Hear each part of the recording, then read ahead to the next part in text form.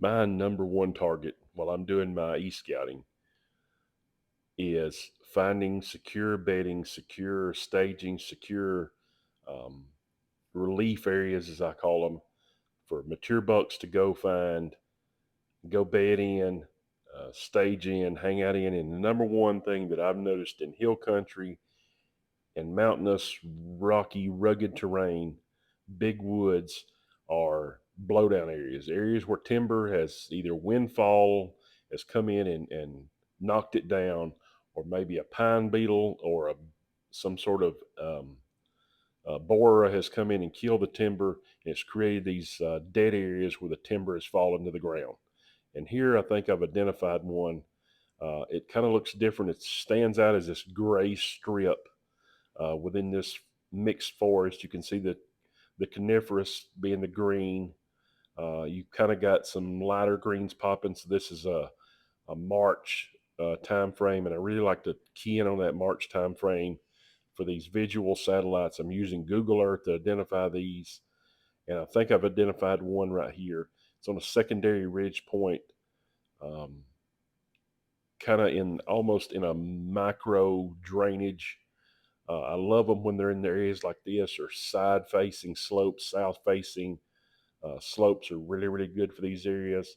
Secondary ridge point blowdowns. So what you're looking for is just that gray or that um, it's just a delineation, the difference between the color. And now I pull up and I zoom in, and you can see that there's a bunch of trees and going in multiple directions. So this is indeed a blowdown area, probably where wind has come through here and maybe had a micro burst or a downburst or something like this several years ago that's come to this area and knocked these trees down. And these mature bucks will seek these places out. They'll bed up in them. They'll stage in them. They'll use them for security cover. And a lot of times, if these are closely related to doe bedding, these can be jam up spots during that rut time period, because you can get multiple bucks that'll use these areas. And a lot of times, an old mature buck will find one, a smaller one on a secondary ridge point tucked underneath a larger ridge point. And when that blowdown gets older, they'll bed up in beside the root balls of the blowdown trees or underneath the branch tops and stuff like that, or behind one of these blowdown areas. But if you can get them large enough, like this one seems to be, you can get multiple bucks to use these type of blowdown areas. And these are what I'm really identifying in this mountainous, big woods, hill country, steep terrain. Things like this really stand out, and it's something I really key in before I put boots on the ground. I'm going to use Google Earth. If I picked out an area, say it looks really good, terrain, topographical wise, got a bunch of series of secondary ridge points and thermal hubs and things like this. If I can look at Google Earth and identify the bedding areas within that, because in this big woods, big timber areas, a lot of times security cover can be really sparse. It may not be um, really, really thick cover. It may be an area like this is just blown down, and you could have multiple bucks using that area as security bedding. So you're not always looking for the really thick cover, really dense, high stem count areas. A lot of times you're looking for these deadfalls, these pine beetle spots, these areas where trees have fallen, opened up the canopy, probably during the summer and early fall. This is covered up in briars and greenbrier and huckleberry and really thick growth, and it's probably used a lot during that time period. So another thing that I'm looking at, along with the blowdown areas, are looking for oasis in the canopy. So here I have a big coniferous forest, and right in the middle of it, I have an opening where I don't have much foliage on the ground. It looks like maybe this was an old windfall, an old blowdown. Looks like I've got maybe some old logs and stuff that are laying on the ground. This could have been an area that they come in, and maybe they had a logging deck in here, so they left a bunch of the stuff on the ground and it killed it out and didn't allow a lot of the coniferous forest to come back in. I don't know exactly, but I can see that I've got tree tops, logs and stuff like that laying in this area. So this is another one I'm going to key in on. oasis in the forest.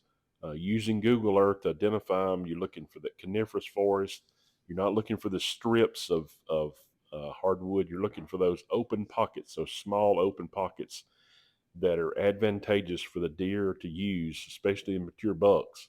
This one looks like it's in like a little bowl here that's in this sitting on a secondary ridge point. So you've got multiple ways that this could be used. Bedding would be number one for this area.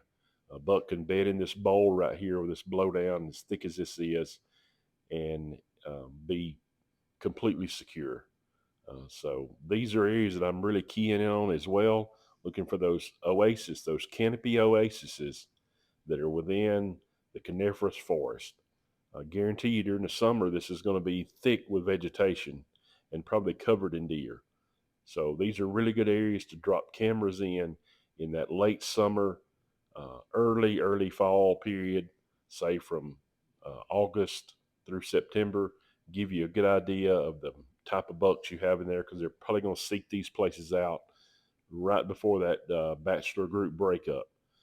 Really key in on these type areas, these oasis in the canopy, and you can find them on Google Earth. Um, and that's something I'm really going to key in on. This is one I'm going to put boots on the ground on very shortly, and I'm hoping it'll pay off. And I got a good idea that it will, just based off of what I'm seeing right here, because I got a lot of blowdown that's surrounding this. So I probably had a wind event that come through here and knocked this down several years ago, and it's kind of rotted and I guarantee you now it's thick with vegetation. So I'm looking forward to hitting this one shortly. So right here, I've identified another key area that I love to find these areas, and these are deadfall. These are pine coniferous deadfalls, and you can find them in any part of the country that you have coniferous areas. If you have pine beetles, you're going to have these deadfall areas, and basically it's just where beetles or something like that have come in here, or wood borers or a blight or something has come in and killed these pine trees off. It's left a bunch of snags and a bunch of deadfall, and these areas light up with vegetation during that summer, early fall period. Even during the entire season, these can carry vegetation in here, um, just because they provide like a thermal cover within that. So you can have good vegetation in all these areas all through the year, and bucks like to bed up against this and use it for security cover. Um, and so it can be a really hot spot uh, to identify these bucks, mature bucks especially, that kind of want to look for a spot to kind of become a hermit into. A lot of times they'll tuck themselves into these areas like this, and especially when movement is really shrunk down that early period, these are hot spots to really key in on all of these deadfall areas, and you can identify them using that Google Earth. And I really love Google to help me identify travel corridors and specialized movement corridors. Um, these are areas that maybe strips of timber or even uh, areas that create a change in the canopy, a change in the vegetation on the ground, strips of vegetation on the ground, or areas that are just different than the rest of the topography, the rest of the landscape, the rest of the habitat. And here I've got a compounding features of basically different types of habitat and foliage within this forest itself that's going to create almost a network of movement. Here I've identified maybe a small blowdown that is around either a watering hole or something within the canopy, within the floor itself, within the forest itself. I think this may be a watering hole, a water hole, like a spring or something like that, that's right here in the middle of this forest. It showed up on my topography as a spring. I think it's right in here. It's got some blowdown around it, and you can tell that it's got thicker vegetation around it. And it's the only water within a several hundred yards of this area. So as we expand away from it, I'll try to figure out how things work in this area. This looks really promising. And it looks like right here I've got a bluff edge. You see how the sun's shining at and turning it a different color, almost white. That's probably a steeper part of the forest, steeper part of the terrain right there. And on my topo map, it looks a little steeper, but this looks like it could be a straight, almost a bluff wall or something right there. So I'm gonna key in on that. I look right below it, and there's a little drainage right here that runs just away from that and down into the a steeper hillside. And this looks like a good place for deer to travel between that drainage up to this bluff face. Uh, Gives them overhead canopy. It's probably going to be a little shaded out, and these shaded out areas you can see from here, and you see how it's shaded right there. Well, those are going to be travel areas. So these are going to be areas that the deer would probably prefer to travel under that shade and stay within that shaded area rather than to move over here in this open kind of forest where there's less shadows. So picking out these shadowy areas can be done on this Google Earth. And a lot of times that's how mature bucks walk. They walk within the patchwork of shadows. Taking a look at this bluff wall, it doesn't look very steep right in there, but as you move, I think I'm moving west here, you can kind of see it starting to pick up. You can almost see it rising from the floor. So yeah, I'd say that's probably a slight, maybe a rocky bluff wall or something like that. I've also got some blowdown all scattered within this forest. So we've had several wind events, and you've got good places. Does might travel up this shaded area right here. You might get uh, buck or two that's laying off to the right or left of that, or laying right here at the head of this drainage, waiting for those does to move up and down during the rut. So this is a really good area. Multiple uh, multiple ways for it to be used, and I couldn't see this using my topography, but it just looked tempting. And once I put it on Google Earth, it looks like almost you could build a network of movement within this area. On my topo map, I could see this nice drainage here that kind of feeds out and has several smaller drainages that lead up into this bench. And as I'm zooming in here, I can see there's several areas right in here that have some blowdown. These would be really good places for a buck to bed right over this drainage. He could sit there with confidence in this secure cover and watch that drainage and keep track of all the does that are coming up to there in that pre-rut and rut time period. If he's downwind of them, it's a really, really good spot. And I wouldn't have really uh, had an idea that it might look like this. It might have that type of cover if I didn't use Google Earth.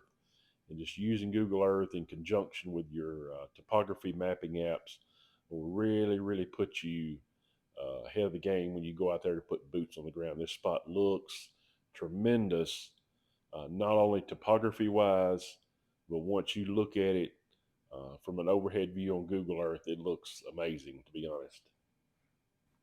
So now I'm going to show you how this works. You go on Google Earth on your desktop and click that little button in the left-hand corner. It's going to give you this bar.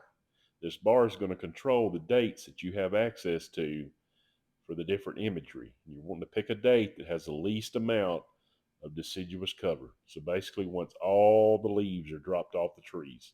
I love to look for those February and March time frame.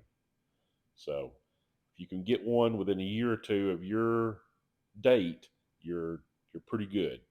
So here I think this one had access all the way back to 2021. So I'm a couple years out, but it still gives me a good idea. Not much is going to change in 2 years as far as deadfall and things like that, unless there's been, uh, you know, timber cutting or something like that. But it's going to get me within the game. It's going to get me a good idea of what this forest floor is going to look like when there's no leaves on the ground.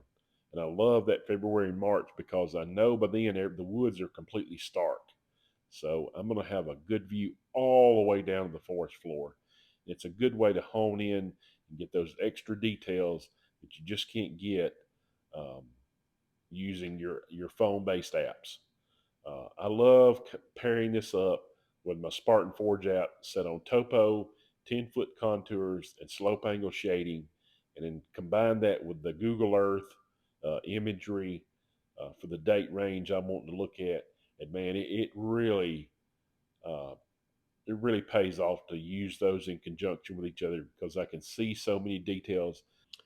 It really gives you an ability to put a plan together when you do go out there and put boots on the ground, to have a good idea of what you're going to see, where to go to. You're not blindly walking through the woods, just hoping you run up on one of these blowdown areas or one of these bedding areas or one of these secure cover areas. You have a good idea going in ahead of time, drop pins on those areas and go to them and check them out first, and then work off of those. Appreciate you guys watching. Hopefully this helps. If you have any questions or anything else you need to know, just shoot me a message. I'm glad to answer anything I can for you. Thanks, guys.